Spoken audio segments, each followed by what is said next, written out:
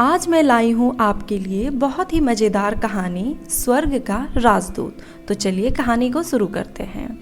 ये है उल्लू वन, जहाँ सिर्फ उल्लू ही रहा करते थे। यहाँ उल्लुओं के सिवाय कोई और पक्षी नहीं रहा करते थे। जैसा कि आप सबों को पता है बच्चों कि उल्लुओं को दिन के समय बिल्कुल भी दिखाई नहीं देता, वो केवल रात में ही देख सकते हैं। इस कारण से उन्हें यह पता नहीं था कि उनके सिवा कोई ऐसा पंछी होता है जो दिन में भी देख सकता हो। एक दिन की बात है, अचानक उल्लू वन में एक काला लंबी चोंच वाला एक कौवा आ पहुंचा। रात होते ही वन के उल्लू झुंड बनाकर उस विचित्र पंछी को देखने पहुंचे। एक उल्लू ने पास आकर उससे पूछा, आप कौन हैं और कहाँ से आए हैं? कौवा बोला, मैं भगवान का दूत हूँ, मैं स्वर्ग से तुम्हारे वन में आया हूँ। तभी सारे उल्लू एक साथ कहते हैं कि उल्लू वन में आपका स्वागत है। उल्लू प्रसन्न होकर बोला, कृपया बताएं कि आपका यहाँ आना क्यों हुआ?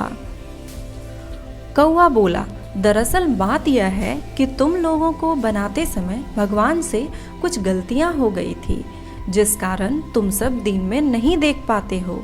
इसलिए भगवान ने चश्मा भेजा है, इसे पहनकर तुम सब दिन में भी देख सकोगे। कौवा चश्मा दिखाकर बोला। प्रत्येक चश्मे का दाम, कौवे ने बताया कि प्रत्येक चश्मे का दाम मात्र और मात्र 10 रुपये रखा गया है। जो चाहे इसे खरीद सकता है। मैं सुबह तक स्वर्ग लौट जाऊंगा। वन के सभी उल्लू चकित होकर खुसुर फुसुर करने लगे। फिर एक उल्लू बोला, हमें कैसे विश्वास हो कि इस चश्मे में मैं दिन में भी देख सकूंगा? सूर्य उगने ही वाला है, अभी परीक्षा हो जाएगी, कौवे ने कहा। लेकिन मुझे अगली सुबह तक रुकना पड़ेगा। थोड़ी ही देर में जब दिन का उजाला फैल गया तो कौवे ने बरगद के सामने वाले पेड़ पर गया और जाकर बारी बारी से सारे चश्मे को पहनकर ये बताया कि कौन से उल्लू अपनी जगह से खिसक गया है, किसने अपनी चोंच खोल रखी है, किसने किसने अपने पंख फड़फड़ाए, किस डाल पर कितने उल्लू बैठे हैं। इस तरह की और बहुत सारी बातें कौवे ने सारे उल्लुओं को बताई।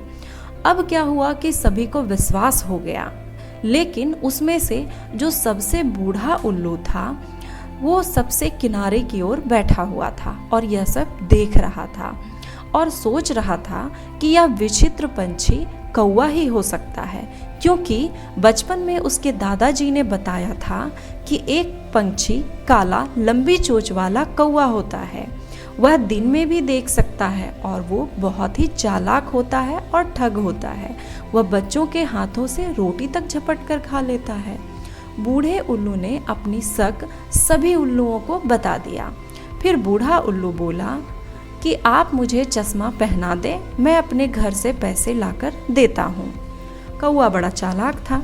उसने कहा, इस चश्मे को सिर्फ रात में ही खरीदा जा सकता है और बगैर खरीदे पहना नहीं जा सकता। ऐसा भगवान का आदेश है।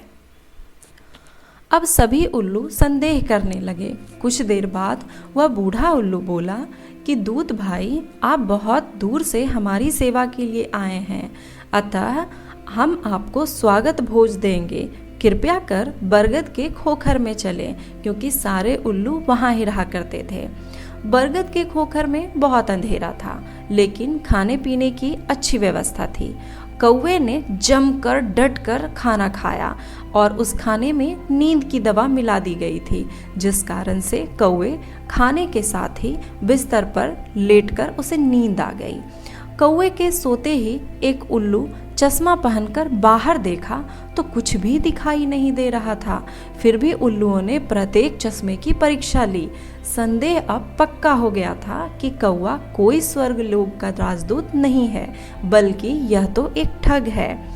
अंधेरा फैल चुका था। कौवा अब बिस्तर से उठकर बोला, जो चाहे झटपट चश्मा खरीद ले, मैं अब जल्द ही स्वर्ग लौट जाऊंगा।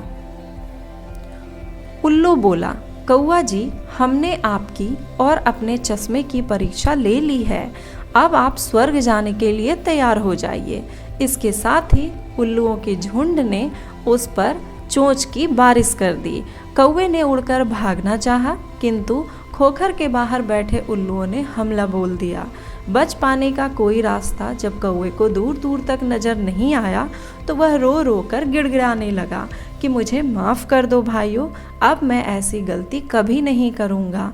मैं कोई भगवान का राजदूत नहीं हूँ, मुझे माफ़ कर दो। और यह बात सुनकर सभी उल्लू खिलखिलाकर हंस पड़े।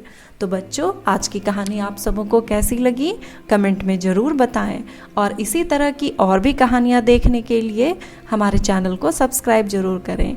बाय बाय बच्चों, मिलते हैं नेक्स्ट वीडियो में।